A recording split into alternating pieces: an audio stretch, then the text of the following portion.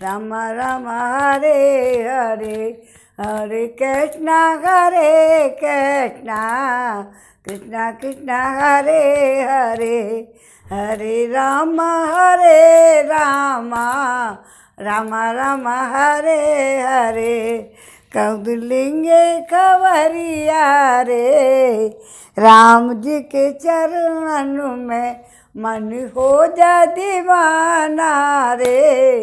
राम जी के चरण में श्रीमन नारायण नारायण नारायण, भजमन नारायण नारायण नारायण।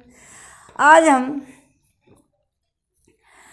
अरण्य कांड का 20वां सर्ग पढ़ेंगे। 21वां 20 सर्ग पूरे कर लिए। अब 21वां सर्ग शुरू करेंगे। सुपर्णखा की नाक कट गई है। सुपर्णखा का 21वें सर्ग में सुपर्णखा का खर के पास आकर उन राक्षसों के वध का समाचार बताना और राम का भय दिखाकर उसे युद्ध के लिए उत्तेजित करना। सुपर्णखा को पुनः पृथ्वी पर पड़ी हुई देख अनर्थ के लिए आई हुई उस बहन से खर ने क्रोधपूर्वक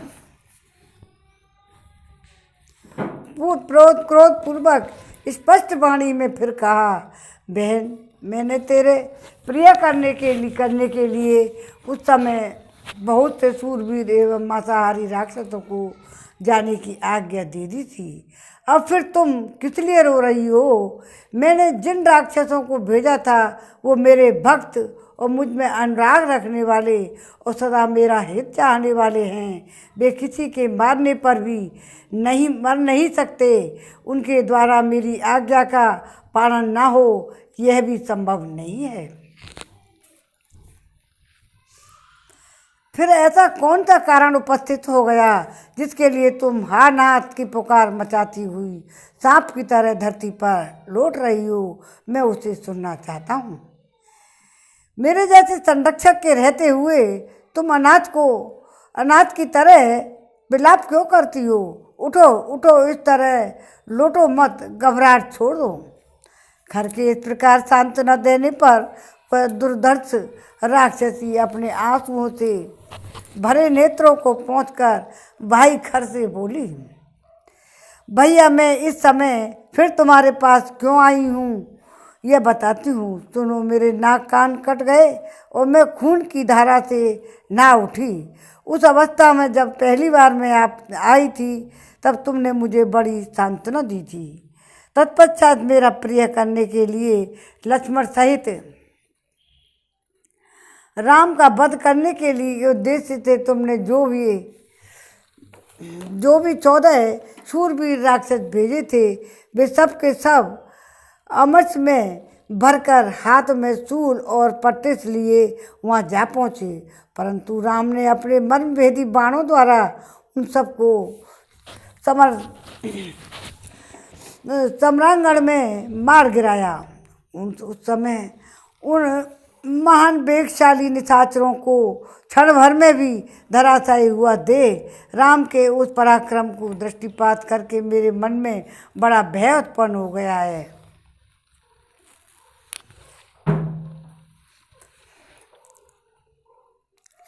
निषादराज, मैं भयभीत, उद्विग्न और विषादग्रस्त हो गई हूँ। मुझे सब ओर भय ही भय दिखाई देता है। मैं शोक के इस विशाल समुद्र में डूब गई हूँ जहाँ विषाद रूपी मगर निवास करते हैं और त्रास की तरंग मालाएँ उठती रहती हैं। तुम उस शोक सागर से मेरा उद्धार क्यों नहीं करते हो? जो मांस भक्षी राक्षस मेरे साथ गए थे वे सब के सब राम के पहने बाणों से मारे जाकर पृथ्वी पर पड़े हैं। राक्षस राज, यदि तुम मुझ पर और उन मरे हुए राक्षसों पर तुम्हें दया आती हो तो यदि राम के साथ लोहा लेने के लिए तुम शक्ति और तेज हो तो उन्हें मार डालो, क्योंकि दंडकारण्य में घर बनाकर रहने वाले राम राक्षसों के लिए कंटक हैं। यदि तुम आज ही शत्रुघाती राम का वध नहीं कर डालोगे तो मैं तुम्हारे सामने अपने प्राण त्याग दूंगी। मेरी मेरी लाज लुट चुकी है। मैं बुद्धि से बारंबार सोचकर देखती हूँ कि तुम महासमर में सबल होकर भी राम के सामने युद्ध में नहीं ठहर सकोगे। तुम अपने को शूरवीर मानते हो, किंतु तुम में शीघ्र शौर्य है ही नहीं। तुमने झूठे ही अपने आप में पराक्रम का आरोप कर लिया है। मूढ़, तुम सम्रांगण में उन दोनों को मार डालो, अन्यथा अपने कुल में कलंक लगाकर भाई बंधुओं के साथ तुरंत ही इस जन्मस्थान को से भाग जाओ। राम और लक्ष्मण मनुष्य हैं, यदि उन्हें भी मारने की तुम्हें शक्ति नहीं है तो तुम्हारे जैसे निर्बल और पराक्रम शून्य राक्षस का यह रहना कैसे संभव हो सकता है। तुम राम के तेज से पराजित होकर शीघ्र ही नष्ट हो जाओगे, क्योंकि दशरथ कुमार राम बड़े तेजस्वी हैं। उनका भाई भी महान पराक्रमी है, जिसने मुझे नाक कान से हीन करके अत्यंत कुरूप बना दिया। इस प्रकार वह विलाप करके गुफा के समान गहरे पेट वाली वह राक्षसी शोक से आतुर हो अपने भाई के पास मूर्छित सी हो गई और अत्यंत दुखी हो दोनों हाथों से पेट पीटती हुई फूट फूट कर रोने लगी। अब 21वां सर्ग पूरा हुआ। अब 22वां सर्ग पढ़ेंगे। जय राम जय सिया राम, जय जय हनुमान। जय राम जय सिया राम, मंगल भवन अमंगल हारी। उदयु दशरथ अजर बिहारी, दीन दयालु भ्रगद संभारी। हरो नाथ मम संकट भारी। अब 22वां सर्ग अरण्यकांड का। 14,000 राक्षसों की सेना के साथ खर और दूसर का जन स्थान से पंचवटी की ओर प्रस्थान। शूर्पणखा द्वारा इस प्रकार तिरस्कृत होकर शूरवीर खर ने राक्षसों के बीच अत्यंत कठोर बाणों से वाणी में कहा, बहन, तुम्हारे अपमान के कारण मुझे बेहतरा क्रोध चढ़ाया है। इसे धारण करना या दबा देना उसी प्रकार असंभव है जैसे पूर्णिमा को प्रचंड वेग से बढ़े हुए खारे पानी के समुद्र में जल को, अथवा उसी प्रकार असह्य है जैसे घाव पर नमकीन पानी छिड़कना। मैं पराक्रम की दृष्टि से राम को कुछ भी नहीं गिनता हूँ, क्योंकि उस मनुष्य का जीवन अब क्षीण हो चुका है और चला है, और वह अपने दुष्कर्मों से ही मारा जाकर आज प्राणों से हाथ धो बैठेगा। तुम अपने आंसुओं को रोको और यह घबराहट छोड़ो। मैं भाई सहित राम को अभी यमलोक पहुंचा देता हूँ। राक्षसी आज मेरे फरसे की मार से निष्प्राण होकर धरती पर पड़े हुए राम का गरम गरम रक्त तुम्हें पीने को मिलेगा। खर के मुख से निकली हुई इस बात को सुनकर शूर्पणखा को बड़ी प्रसन्नता हुई। उसने मूर्खतावश राक्षसों में श्रेष्ठ भाई खर की पुनः बुरी बुरी प्रशंसा की।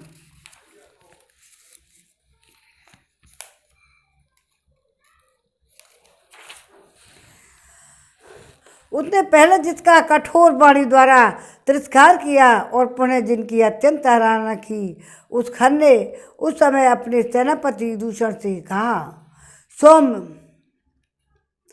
सोम और मेरे मन की अनुकूल चलने वाली युद्ध के मैदान से पीछे न हटने वाले भयंकर वेगशाली मेघों की काली घटा के समान काले रंग वाले लोगों की हिंसा से ही कीड़ा विहार करने वाले तथा युद्ध में उत्साहपूर्वक आगे बढ़ने वाले 14 श्रेष्ठ राक्षसों को युद्ध के लिए भेजने की पूरी तैयारी कराओ।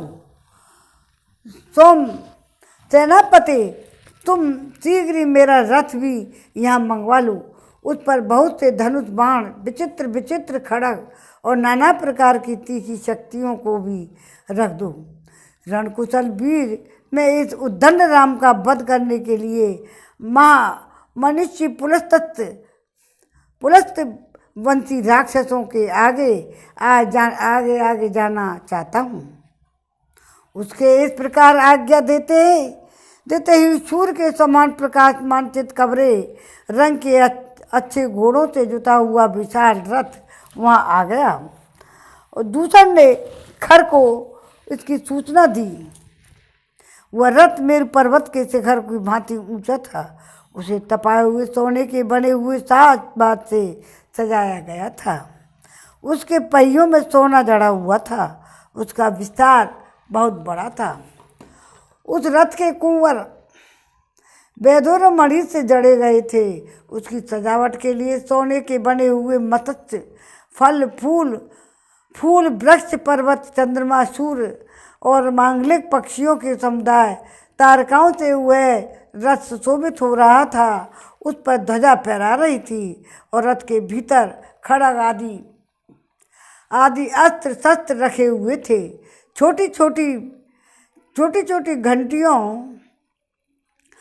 अथवा सुंदर घुंघरुओं से सजे उत्तम घोड़ों से जुते हुए उस रथ पर राक्षस राज खर उस समय आरूढ़ हुआ। अपनी बहन के अपमान का स्मरण करके उसके मन में बड़ा अमर्ष हो रहा था। रथ ढाल अस्त्र शस्त्र और ध्वज से संपन्न उस विशाल सेना की ओर देखकर खर और दूषण ने समस्त राक्षसों से कहा, निकलो, आगे बढ़ो। कूच करने की आज्ञा प्राप्त होते ही भयंकर ढाल अस्त्र शस्त्र ध्वजा से युक्त वह विशाल राक्षस सेना जोर जोर से गर्जना करती हुई जन स्थान से बड़े वेग के साथ निकली। सैनिकों के हाथ में मुदगर पट्टे शूल अत्यंत तीखे फरसे खड़ा और चक्र तोमर चमक उठे। शक्ति भयंकर परे विशाल धनुष गदा तलवार मूसल तथा वज्र 8 कोण वाले आयुधवेश शेष और उन राक्षसों के हाथों में आकर बड़े भयानक दिखाई दे रहे थे। उन अस्त्र शस्त्रों, अब देखो कितनी जोर के कोई खरदूषणों को साथ में इतनी सारी सेना है कि गिन नहीं सकते। अस्त्र शस्त्रों से उपलक्षित खर के मन की इच्छा के अनुसार चलने वाले अत्यंत भयंकर 14,000 राक्षस जन स्थान से युद्ध के लिए चले। उन भयंकर दिखाई देने वाले राक्षसों का धावा देख खर का रथ भी कुछ देर सैनिकों के निकलने की प्रतीक्षा करके उनके साथ ही आगे बढ़ा। तदंतर खर का अभिप्राय जानकर उसके सारथी ने तपाए हुए सोने के आभूषणों से विभूषित उस चितकबरे घोड़ों को हाँका। उसके हाँकने पर शत्रुघाती खर का रथ शीघ्र ही अपने घर शब्द से संपूर्ण दिशाओं तथा उप दिशाओं को प्रतिध्वनित करने लगा। और उस समय खर का क्रोध बढ़ा हुआ था। उसका स्वर भी कठोर हो गया था। वह शत्रु के वध के लिए उतावला होकर यमराज के समान भयानक जान पड़ता था। जैसे ओलों की वर्षा करने वाला मेघ बड़े जोर से गर्जना करता है, उसी प्रकार महाबली खर ने उच्च स्वर से सिंहनाद करके पुण्य सारथी को रथ हाँकने के लिए प्रेरित किया। और 22वां सर्ग पूरा हुआ। जय राम जय सिया जय जय हनुमान। जय राम जय सिया राम जय जय हनुमान। मंगल भवन मंगल हारी उमा सहित जय जपत पुरारी। दीन दयालो ब्रज संबारी हरनाथ मम संकट बारी। आओ 23वां सर्ग अरण्य कांड का 23वां सर्ग। उसमें है भयंकर उत्पादों को देखकर भी खर का उनकी परवाह नहीं करना तथा राक्षस मैना का श्री राम के आश्रम के समीप पहुंचना। उस सेना के प्रस्थान करते समय आकाश में गधे के समान दूसरे रंग वाले बादलों की महाभयंकर घटा घिराई। उसकी धूमिल गर्जना होने लगी तथा सैनिकों के ऊपर घोर अमंगल सूचक रक्त में जल की वर्षा आरंभ हो गई। खर के रथ में जुटे हुए महान वेगशाली घोड़े फूल बिछे हुए समतल स्थान में सड़क पर चलते चलते अकस्मात वो गिर पड़े। सूर्यमंडल के चारों ओर अलाद चक्र के समान गोलाकार घेरा दिखाई देने लगा, जिसके रंग काला और किनारों का रंग लाल था। तदंतर खर की रथ की स्वर्ण में दंड वाली ऊंची ध्वजा पर एक विशालकाय गीध आकर बैठ गया, जो देखने में बड़ा ही भयंकर था। कठोर स्वर वाले मांस भक्षी पशु और पक्षी जन स्थान के पास आकर विकट स्वर में अनेक प्रकार के विकट शब्द बोलने लगे। सूर्य की प्रभा से प्रकाशित हुई दिशाओं में जोर जोर से चीत्कार करने वाले और मुंह से आग उगलने वाले भयंकर गीदड़ राक्षसों के लिए अमंगलजनक भैरवनाद करने लगे। भयंकर मेघ जो मद की धारा बहाने वाले गजराज के समान दिखाई देते थे और जल की जगह रक्त धारण किए हुए थे, तत्काल घिर आए। उन्होंने समूचे आकाश को ढक दिया और थोड़ा सा भी आकाश नहीं रहने दिया। सब और अत्यंत भयंकर तथा रोमांचकारी घना अंधकार छा गया। दिशाओं तथा कोणों का स्पष्ट रूप से भान नहीं हो पाता था। बिना समय के ही खून से भीगे हुए वस्त्र के समान रंग वाली संध्या प्रकट हो गई। उस समय भयंकर पशु पक्षी खर के सामने आकर गर्जना करने लगे। भय की सूचना देने वाले कंक सफेद चील गीदड़ गीद खर के सामने खींचकार करने लगे। युद्ध में सदा अमंगल सूचित करने वाली वो भय दिखाने वाली गीदड़ियाँ खर की सेना के सामने आकर आग उगलने वाले मुखों से घोर वो शब्द करने लगे, अपशकुन होने लगे। सूर्य के निकट परित के समान कवंद सिर कटा हुआ धड़ दिखाई देने लगा। महान ग्रह राहु अमावस्या के बिना ही सूर्य को ग्रसने लगा। हवा तीव्र गति से चलने लगी। सूर्यदेव की प्रभा फीकी पड़ गई। बिना रात के ही जुगनू के समान चमकने वाले तारे आकाश में उदित हो गए। सरोवर में मछली और जल पक्षी विलीन हो गए। उनके कमल सूख गए। उस क्षण में वृक्षों के फूल और फल जड़ गए। बिना हवा के ही बादलों के समान दूसरे रंग के धूल ऊपर उठकर आकाश में छा गई। भयंकर गर्जना होने लगी। वहाँ वन की मचारिकाएँ चेचे करने लगी। भारी आवाज के साथ भयानक उल्काएँ आकाश से पृथ्वी पर गिरने लगी। पर्वत वन और कानूनों सहित धरती डोलने लगी। बुद्धिमान खर रथ पर बैठकर गर्जना कर रहा था। उस समय उसकी बाईं भुजा सहसा कांप उठी। स्वर अवरुद्ध हो गया और सब ओर से देखते समय उसकी आंखों में आंसू आने लगे। उसके सिर में दर्द होने लगा। फिर भी मोहवश वह युद्ध से निवृत्त नहीं हुआ। उस समय प्रकट हुए उन बड़े बड़े रोमांचकारी बातों को देखकर खर जोर जोर से हंसने लगा। समस्त राक्षसों से बोला, ये जो भयानक दिखाई देने वाले बड़े बड़े उत्पात हो रहे हैं, उन सबको मैं अपने बल के भरोसे कोई परवाह नहीं करता। ठीक उसी तरह जैसे बलवान वीर दुर्बल शत्रु को कुछ भी नहीं समझता, मैं अपने तीखे बाणों द्वारा आकाश से तारों को भी गिरा सकता हूँ। यदि कुपित हो जाऊँ तो मृत्यु को भी मौत के मुख में डाल सकता हूँ। आज बल का घमंड रखने वाले राम और उसके भाई लक्ष्मण को तीखे बाणों से मारे बिना मैं पीछे नहीं लौट सकता।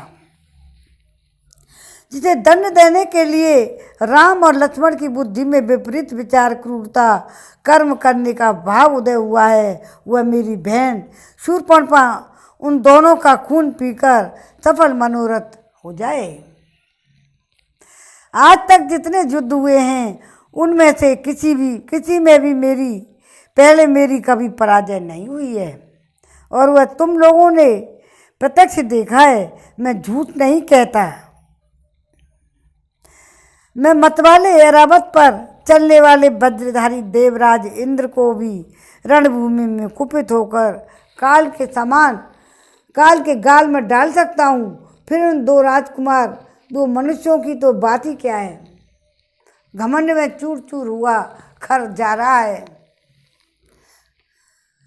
खर की यह गर्जना सुनकर राक्षसों की यह विशाल सेना जो मौत के पास से बंधी हुई थी अनुपम हर्ष से भर गई। उस समय युद्ध देखने की इच्छा से बहुत से पुण्यकर्मा महात्मा, ऋषि, देवता, गंधर्व, सिद्ध और चारण वहाँ एकत्र हो गए। एकत्र हो वे सभी मिलकर एक दूसरे से कहने लगे, गौओं और ब्राह्मणों का कल्याण हो तथा जो अन्य लोकप्रिय महात्मा हैं वे भी कल्याण के भागी हों। जैसे चक्रधारी भगवान विष्णु समस्त असुर शिरोमणियों की परास्त कर देते हैं, उसी प्रकार रघुकुल भूषण श्री राम युद्ध में इन सब पुलस्थित बंसी निशाचरों को पराजित करें। तो ये तथा और भी बहुत सी मंगल कामना सूचक बातें कहते हुए महर्षि तथा देवता कौतूहलवश विमान पर बैठकर उनकी आयु की समाप्त हो चली थी उन राक्षसों की उस विशाल वाहिनी को देखने लगे। रथेन तू खरो बेगात सैन्यास प्राद विनी सूतम सूत है सैनगामी प्रतु ग्रीवो यजशत्रु विहर्गम दुर्जय कर भी राक्षस है पुरुष है काल कार्मुक है हेममाली महामाली सर्पाश्यो रुद्रासन द्वादशे ते महावीर्या प्रतिष्ठम्भित खर रथ के द्वारा बड़े वेग से चलकर सारी सेना से आगे निकल आया और सैनगामी पृथुग्रीव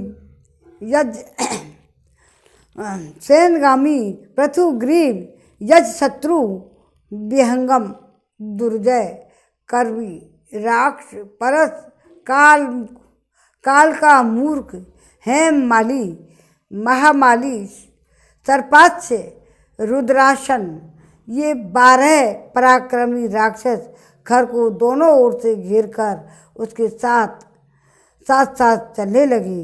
इनके नाम यदि चाहो तो दोबारा बताएं।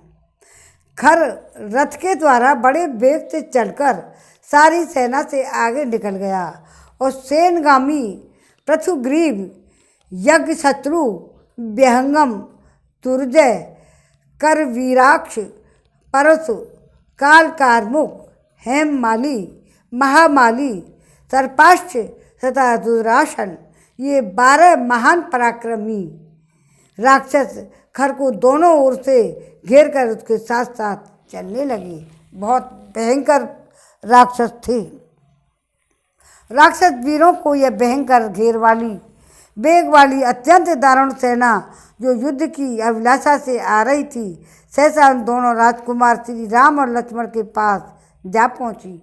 मानो ग्रहों की पंक्ति चंद्रमा और सूर्य के समीप प्रकाशित हो रही हो। तेज पर सर हुआ, जय राम जय सिया राम जय जय हनुमान, जय राम जय सिया राम, हरे राम राम राम हरे हरे, हरे कृष्ण कृष्ण कृष्ण हरे हरे, कौंडिन्य खबरिया रे राम जी के चरणन में। अब राम के द्वारा मारे जाएंगे और राम उनका उद्धार करेंगे। अब 24वां सर्ग। श्री राम का तात्कालिक शकुनों द्वारा राक्षसों के विनाश और अपनी विजय की संभावना करके सीता सहित लक्ष्मण को पर्वत की गुफा में भेजना और युद्ध के लिए उद्यत होना। प्रचंड पराक्रमी खर तब श्री राम के आश्रम की ओर चला, तो भाई सहित श्री राम ने भी उन्हें उत्पात सूचक लक्षणों को देखा। प्रजा के अहित को सूचना देने वाले उन महाभयंकर उत्पातों को देखकर श्री रामचंद्र जी ने राक्षसों के उपद्रव का विचार करके अत्यंत अमर्ष में भर गए और लक्ष्मण से इस प्रकार बोले, महाभाव, ये जो बड़े बड़े उत्पात प्रकट हो रहे हैं, इनकी ओर दृष्टिपात करो। समस्त भूतों के संहार की सूचना देने वाले ये महान उत्पात इस समय इन सारे राक्षसों का संहार करने के लिए उत्पन्न हुए हैं। आकाश में जो गधों के समान धूसर वर्ण वाले बादल इधर उधर बिछर रहे हैं, ये प्रचंड गर्जना करते हुए खून की धाराएं बरसा रहे हैं। युद्ध कुशल लक्ष्मण, मेरे सारे बाण उत्पात बस उठने वाले धूम से सम्बद्ध हों, युद्ध के लिए मानो आनंदित हो रहे हैं, तथा जिनके पृष्ठभाग में सुवर्ण मढ़ा हुआ है, वे मेरे धनुष भी प्रत्यंचा से जुड़े जाने के लिए स्वयं ही चेष्टाशील जान पड़ते हैं। यहाँ जैसे जैसे वनचारी पक्षी बोल रहे हैं, उनसे हमारे लिए भविष्य में अभय की और राक्षसों के लिए प्राण संकट की प्राप्ति सूचना सूचित हो रही है। मेरी यह दाहिनी भुजा बारंबार फड़क कर इस बात की सूचना देती है, कुछ ही देर में बहुत बड़ा युद्ध होगा, इसमें कोई संशय नहीं है। सूरवीर लक्ष्मण, परंतु निकट भविष्य में ही हमारी विजय और शत्रु की पराजय होगी, क्योंकि तुम्हारा मुख कांतिमान एवं प्रसन्न दिखाई दे रहा है। लक्ष्मण, युद्ध के लिए उद्यत होने पर उनके मुख प्रवाहहीन उदास हो जाता है, उनकी आयु नष्ट हो जाती है। गरजते हुए राक्षसों का यह घोर नाद सुनाई दे रहा है और क्रूर कर्मा राक्षसों द्वारा बजाई गई भेदियों की यह महाभयंकर ध्वनि कानों में पड़ रही है। अपना कल्याण चाहने वाले विद्वान पुरुष को उचित है कि आपत्ति की आशंका होने पर पहले से उनसे बचने का उपाय कर लेना चाहिए। इसलिए तुम धनुष बाण धारण करके विदेह कुमारी सीता को साथ ले पर्वत की उस गुफा में चले जाओ, जो वृक्षों से आच्छादित है। बस तुम मेरे इस वचन के प्रतिकूल कुछ कहो या करो, मैं यह नहीं चाहता। अपने चरणों की तपत दिलाकर कहता हूँ, शीघ्र चले जाओ। इसमें संदेह नहीं कि तुम बलवान और शूरवीर हो तथा इन राक्षसों का वध कर सकते हो, तथापि मैं स्वयं ही इन निशाचरों का संहार करना चाहता हूँ। इसलिए तुम मेरी बात मानकर सीता को सुरक्षित रखने के लिए गुफा में ले जाइए। श्री रामचंद्र जी के ऐसा कहने पर लक्ष्मण धनुष बाण ले सीता के साथ पर्वत की दुर्गम गुफा में चले गए। सीता सहित लक्ष्मण की गुफा में भीतर चले जाने पर रामचंद्र जी ने हर्ष की बात है। लक्ष्मण ने शीघ्र मेरी बात मान ली और सीता की रक्षा का समुचित प्रबंध हो गया। ऐसा कहकर कवच धारण किया। प्रज्वलित आग के समान प्रकाशित होने वाले उस कवच से विभूषित हो श्री राम अंधकार में प्रकट हुए महान अग्निदेव के समान शोभा पाने लगे। पराक्रमी श्री राम महान धनुष एवं बाण हाथों में लेकर युद्ध के लिए डटकर खड़े हो गए और प्रत्यंचा की ओर टंकार से संपूर्ण देशों को गंजाने लगे। तदंतर श्री राम और राक्षसों का युद्ध देखने की इच्छा से देवता, गंधर्व, सिद्ध और चारण आदि महात्मा वहाँ एकत्रित हो गए। इनके सिवा जो तीनों लोकों के प्रसिद्ध ब्रह्म ऋषि शिरोमणि पुण्यकर्मा महात्मा ऋषि हैं, वे सभी यहाँ जुट गए और एक साथ खड़े हो परस्पर मिलकर यूँ कहने लगे, गौ, ब्राह्मण और समस्त लोगों का कल्याण हो। जैसे चक्रधारी भगवान विष्णु युद्ध में समस्त श्रेष्ठ अस्त्रों का परास्त कर देते हैं, उसी प्रकार इस संग्राम में रामचंद्र जी पुलस्त बंसी निशाचरों पर विजय प्राप्त करें। ऐसा कहकर वे पुनः एक दूसरे की ओर देखते हुए बोले, एक ओर भयंकर कर्म करने वाले 14,000 राक्षस हैं, तो दूसरी ओर अकेले धर्मात्मा श्री राम हैं। फिर यह युद्ध कैसे होगा? ऐसी बातें करते हुए राजश्री सिद्ध विद्याधर आदि देव योनि देव योनि गण सहित श्रेष्ठ ब्रह्म ऋषि तथा विमान पर स्थित हुए देवता कौतूहलवश वहाँ आकर के खड़े हो गए। युद्ध के मुहाने पर वैष्णव तेज से आविष्ट हुए श्री राम को खड़ा देख उस समय सब प्राणी उनके प्रभाव को न जानने के कारण भय से व्यथित हो उठे। अनायास ही महान कार्य करने वाले तथा रोष में भरे हुए महात्मा श्री राम का यह रूप कुपित हुए रुद्रदेव के समान तुलना रहित प्रतीत होता था।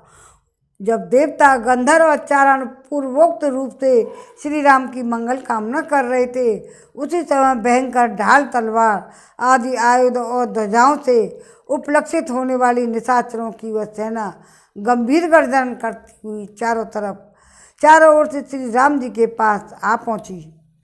वे राक्षस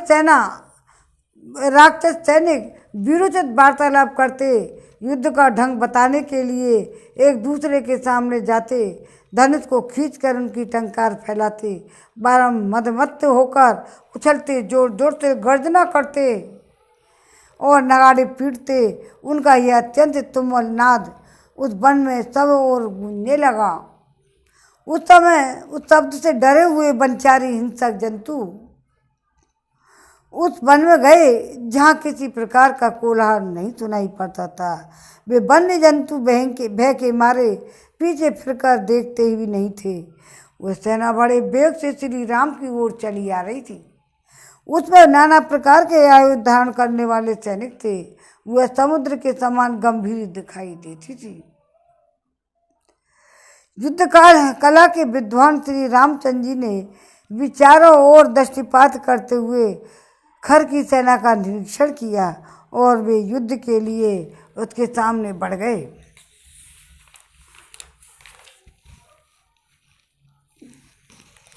फिर उन्होंने तरकत से अनेक बाण निकाले और अपने भयंकर धनुष के खींचकर संपूर्ण राक्षसों का वध करने के लिए तीव्र क्रोध प्रकट किया। कुपित होने पर प्रलयकालिक अग्नि के समान प्रज्वलित होने लगे। उस समय उनकी ओर देखना भी कठिन हो गया। तेज से आविष्ट हुए श्री राम को देखकर वन के देवता व्यथित हो उठे। उस समय रोष में भरे हुए श्री राम का रूप दक्ष यज्ञ का विनाश करने के लिए उद्यत हुए पिनाकधारी महादेव जी के समान दिखाई देने लगा। धनुषों, आभूषणों, रथों और अग्नि के समान कांति वाले चमकीले कवचों से युक्त हुए पिशाचों की सेना सूर्योदय के काल में नीले मेघों के घटा के समान प्रतीत होती थी। और 24वां सर्ग पूरा हुआ। जय राम जय सिया राम, जय जय हनुमान। मंगल भवन मंगल हारी, उमा सहित जय जपत पुरारी। दीन दयाल ब्रगद संबारी, हरनाथ मम संकट भारी। अब 25वां सर्ग अरण्यकांड का। राक्षसों का श्री राम पर आक्रमण और रामचंद्र जी के द्वारा राक्षसों का संहार करना। खर ने अपने अग्रगामी सैनिकों के साथ आश्रम के पास पहुंचकर क्रोध से भरे हुए शत्रुघाती श्री राम की देखा, जो हाथ में धनुष लिए खड़े थे। उन्हें देखते ही अपनी तीव्र टंकार करने वाले प्रत्यंचा सहित धनुष को उठाकर सूत को आज्ञा दी, मेरा रथ राम के सामने ले चलो। खर की आज्ञा से सारथी ने घोड़ों को उधर ही बढ़ाया जहाँ महाबाहु श्री राम अकेले खड़े थे, अपनी धनुष की टंकार कर रहे थे। खर को श्री राम के समीप पहुँचा देख सेनगामी आदि उसके निशाचर मंत्री भी बड़े जोर से सिंहनाद करके उस चारों ओर से घेर कर खड़े हो गए। उन राक्षसों के बीच रथ पर बैठा हुआ खर तारों के मध्य भाग में उगे हुए मंगल की भांति शोभा पा रहा था। उस समय खर ने सम्रांगण में सहस्त्रों बाणों द्वारा अप्रितम बलशाली श्री राम को पीड़ित सा करके बड़े जोर से गर्जना की। तदंतर क्रोध में भरे हुए समस्त निशाचर भयंकर धनुष धारण करने वाले दुर्जय वीर श्री राम पर नाना प्रकार के अस्त्रों को वर्षा करने लगे। उस सम्रांगण में रुष्ट हुए राक्षसों ने शूरवीर श्री राम पर लोहे के मुद्रों, शूलों और प्रासों और खड्गों तथा फरसों द्वारा प्रहार किया। वे मेघों के समान काले, विशालकार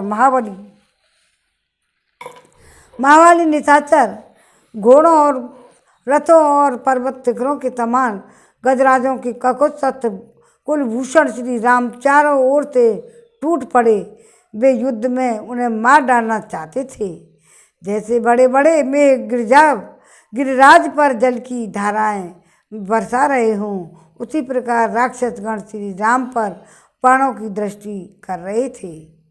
क्रूरतापूर्ण दृष्टि से देखने वाले उन सभी राक्षसों ने श्री राम को उसी प्रकार घेर रखा था जैसे प्रदोष संगक तिथियों में भगवान शिव के पार्षदगण उन्हें घेरे रहते हैं। श्री रघुनाथ जी ने राक्षसों के घोड़े हुए उन अस्त्रों को अपने बाणों द्वारा उसी तरह ग्रस लिया जैसे समुद्र नदियों के प्रवाह को आत्मसात कर लेता है। उन राक्षसों के घोर शस्त्रों के प्रहार से यद्यपि श्री राम का शरीर छत विक्षत हो गया था, तो भी वे व्यथित नहीं हुए।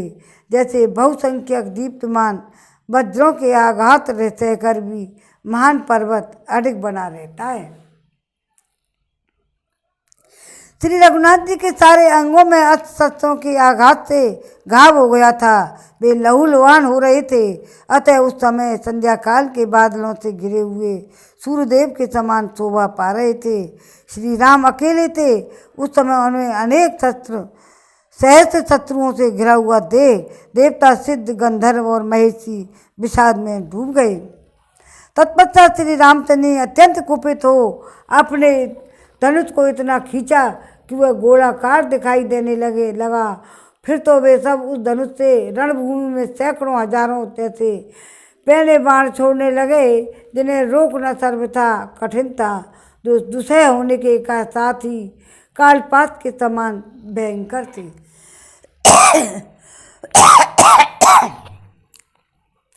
उन्होंने खेल ही खेल में चील के परों से युक्त असंख्य सुवर्ण भूषित बाण छोड़े। शत्रु के सैनिकों पर श्री राम द्वारा लीलापूर्वक छोड़े गए वे बाण कालपास के समान राक्षसों के प्राण हर लेने लगे। राक्षसों के शरीरों के छेद कर खून में डूबे हुए थे। बाण जब आकाश में पहुंचते तो प्रज्वलित अग्नि के समान तेज से प्रकाशित होने लगते थे। श्री राम के मंडलाकार धनुष से अत्यंत भयंकर और राक्षसों के प्राण लेने वाले असंख्य बाण छूटने लगे। उन बाणों द्वारा श्री राम ने सम्रांगण में शत्रुओं के सैकड़ों हजारों धनुष, ध्वजाओं के अग्रभाग, ढाल, कवच और आभूषणों सहित भुजाएं तथा हाथी की सूंड के समान जांघें काट डाली। प्रत्यंचा से छूटे हुए श्री राम के बाणों से उस समय सोने के साथ साजवाद से कवच से सजे रथों में जुटे हुए घोड़े, सारथियों और हाथी सवारों और घोड़ों और घुड़सवारों को भी छिन्न भिन्न कर डाला। उसी प्रकार श्री राम ने समरभूमि में पैदल सैनिकों को भी मार डालकर यमलोक पहुंचा दिया। जय राम, जय सिया राम। उस समय उनके नाली, कनारात और तीखे अग्रभाग वाले किरकरणी नामक बाणों द्वारा छिन्न भिन्न होते हुए निशाचर भयंकर आर्तनाद भी करने लगे। श्री राम के चलाए हुए नाना प्रकार के मर्म भेदी बाणों द्वारा पीड़ित हुई राक्षस सेना आगे से जलते हुए सूखे वन की भांति सुख शांति नहीं पाती थी। कुछ भयंकर बलशाली सूरवीर निशाचर अत्यंत कुपित हो श्री राम कर प्राप्तों, चूलों और फरसों का प्रहार करने लगे। ऐसा तो था कि भगवान के लगे भी है, ब्लड भी, खून भी बहा था, लगी थी, और परंतु पराक्रमी महाबाहु श्री राम ने रणभूमि में अपने बाणों द्वारा उनके उन सब अस्त्र शस्त्रों को रोककर उनके गले काट डाले और प्राण उनके हर लिए। जय राम, जय राम, जय सिया राम। सिर बाण, सिर ढाल और धनुष के कट जाने पर फिर निशाचर गरुड़ के पंख की हवा से टूट कर गिरने वाले नंदन वन में के वृक्षों की भांति धराशायी हो गए। जो बचे थे वे राक्षस भी श्री राम के बाणों से आहत हो विषाद में डूब गए। अपनी रक्षा के लिए खर के पास ही दौड़े गए, परंतु बीच में दूसर ने धनुष लेकर उन सबको आश्वासन दिया। अत्यंत कुपित हो रोष में भरे हुए यमराज की भांति क्रुद्ध होकर युद्ध के लिए डटे रहे। श्री रामचंद्र जी की ओर दौड़ा। दूसर का सहारा मिल जाने से निर्भय हो वे सब के सब फिर लौट आए और चाकू ताड़ आदि की वृक्ष तथा पत्थर लेकर पुनः श्री राम पर टूट पड़े। बहुत भयंकर युद्ध हुआ था उनका। खरदूषण रावण की बराबरी शक्तिशाली थे। उस युद्ध स्थल में अपने हाथों में शूल मुदर और पास धारण किए वेलशाली निशाचर बाणों तथा अन्य अस्त्र शस्त्रों की वर्षा करने लगे। कोई राक्षस वृक्षों की वर्षा करने लगे तो कोई पत्थरों की। उस समय श्री राम और इन निशाचरों में बड़ा ही अद्भुत भयंकर महाभयंकर घमासान और रोमांचकारी युद्ध होने लगा। वे राक्षस कुपित होकर चारों ओर से पुनः श्री रामचंद्र जी को पीड़ित करने लगे। तब सब ओर से गिरी हुई देख बाण वर्षा से आच्छादित हुए महाबली श्री राम ने भैरवनाद करके उन राक्षसों पर परम तेजस्वी गंधर्व नामक अस्त्र का प्रयोग किया। फिर तो उनके मंडलाकार धनुष से सहस्त्रों बाण छूटने लगे। उन बाणों से दसों दिशाएं पूर्णतः आच्छादित हो गईं। बाणों से पीड़ित राक्षस यह नहीं देख पाते थे ये श्री रामचंद्र जी कब भयंकर बाण हाथ में लेते हैं, कब उन उत्तम बाणों को छोड़ देते हैं। वे केवल उनका धनुष खींचते देखते थे। श्री रामचंद्र जी के इन बाण समुदाय के रूपी अंधकार ने सूर्य सहित सारे आकाश मंडल को ढक लिया। उस समय श्री राम उन बाणों को लगातार छोड़ते हुए एक स्थान पर खड़े हुए थे। एक ही समय में बाणों द्वारा अत्यंत घायल हो एक साथ ही गिरे हुए बहुसंख्यक राक्षसों की लाशों से वहां पर भूमि पट गई। जहाँ दृष्टि जाती वहीं पे हजारों राक्षस मरे गिरे पड़े पाते छीड़ हुए कटे पिटे विदीर्ण हुए दिखाई देते थे। वह श्री राम के बाणों से कटे हुए पंगड़ियों सहित मस्तकों के बाजू बंद सहित भुजाओं जांघों और बाहों आदि भांति भांति के आभूषणों और घोड़ों श्रेष्ठ हाथियों टूटे फूटे अनेकानेक रथों चमरों और व्यंजनों छत्रों नाना प्रकार के ध्वजाओं छिन्न भिन्न हुए शूलों और पट्टिसों खंडित खड़गों बिखरे हुए फरसों चूर चूर हुए शिलाओं तथा टुकड़े टुकड़े बहुतेरे विचित्र बाणों से पटी हुए समर भूमि अत्यंत ही भयंकर दिखाई देती थी। उन सबको मारा गया देख शेष राक्षस अत्यंत ही आतुर हो वहाँ शत्रु नगरी पर विजय पाने वाले श्री राम के सम्मुख जाने में असमर्थ हो गए। जय राम जय सिया राम जय जय राम। जिस भजन में राम का नाम नहीं उस भजन को गाना ना चाहिए। जिस भजन में राम का नाम नहीं उस भजन को गाना ना चाहिए। जय राम जय सिया राम। हरे राम राम राम हरे हरे हरे कृष्णा कृष्णा कृष्णा हरे हरे। अब आरती कर लो भाई। श्री रामायण जी की कीरति कलित ललित सियपी की गावत ब्रह्मादिक मुनि नार वाल्मीकि विज्ञानी विशाल सुख सनकादि शेष और सारद वरणि पवनि सुत कीरति आरती श्री रामायण जी की कलित ललित सियपी की संतन गावत संभवामि असुवट संभव मुनि विज्ञानी व्यास आदि कवि कुंज बखानी काक भूषण गरुड़ के अहिए की आरती श्री रामायण जी की। चारों वेद पुराण अष्टदश छहों होड़ सब ग्रंथन को रत तन मन धन संतन को सर्वस सारा अंश समाप्त सब ही। आरती श्री रामायण जी की कलिमलि हरिण विषय रस पीकी सुबह सिंगार मुक्ति जुवती की हर निरोग भव भूरि अमी की तात मात सब विधि तुलसी की। आरती श्री रामायण जी की रति कलित ललित सियपी की। सियापति रामचंद्र की जय।